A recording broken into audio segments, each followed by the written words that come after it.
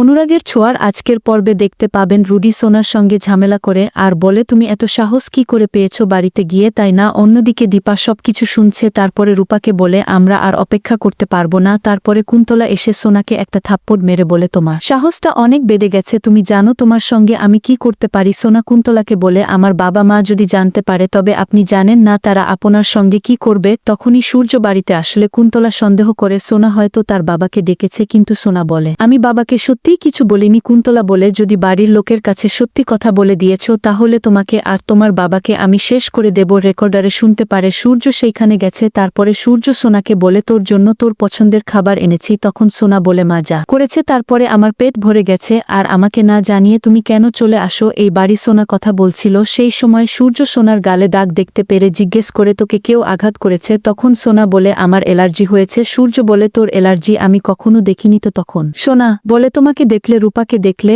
আর আমার মাকে দেখলে আমার এই অ্যালার্জি চলে গেলে। কুমার সোনাকে বলে তোমার কাছে এই কাজটা করার জন্য 3 দিন সময় আছে। দীপা আওয়াজটা শুনে মনে করার চেষ্টা করে আওয়াজটা আমি কোথায় যেন শুনেছি। অন্যদিকে কৃষ্ণ ভাবছে ভিতরে নিশ্চয়ই কোনো গন্ডগোল হতে চলেছে, আমি আর লুকিয়ে থাকব। ঘরে আসে আর সোনাকে বলে আমি সবকিছু জেনে গেছি, তোকে এই লোকগুলোর সঙ্গে থাকতে হবে না, তুই আমার সঙ্গে বাড়িতে চলো। কিন্তু তার আগে আমি জানতে চাই এই লোকটাকে। কুন্তলা দীপাকে আটকায়। দীপা বলে আপনি বোধহয় শুনতে পাননি আমি যেটা বলেছি, আমার কাছে সবকিছুর প্রমাণ আছে, সমস্ত রেকর্ডিং আছে আমার মেয়ের সঙ্গে আপনারা কি কি কথা বলেছে। কুন্তলা বলে আমি কিন্তু আপনাকে ট্রেস পাসিং এর অভিযোগে গ্রেপ্তার করাতে পারি। দীপা বলে আপনার কি মনে হয় আমি চুপ করে থাকবো? তারপরে সোনাকে নিয়ে বেরিয়ে যাবে। তখন রুডি আর কুন্তলা সোনাকে বারবার সাবধান করে তুমি কিন্তু এই বাড়ি থেকে যাবে না। হঠাৎ করে সোনার মনে পড়ে যায় এরা তো ভালো লোক নয়। তারপরে দীপা বলে ভয় পাচ্ছিস কেন? তারপরে চিপটা বার করে দিয়ে বলে এইটার জন্য আমার কাছে সমস্ত প্রমাণ আছে। তখন সোনা বলে কি করতে চাইছো তোমরা? এত ডেসপারেট কেন? সোনা মাইক্রোচিপটা ভেঙে দেয়। বাড়িতে পুলিশ আসে। তারপরে পুলিশকে বলে আমার মা আমার জীবনটা শেষ করে দিয়েছে।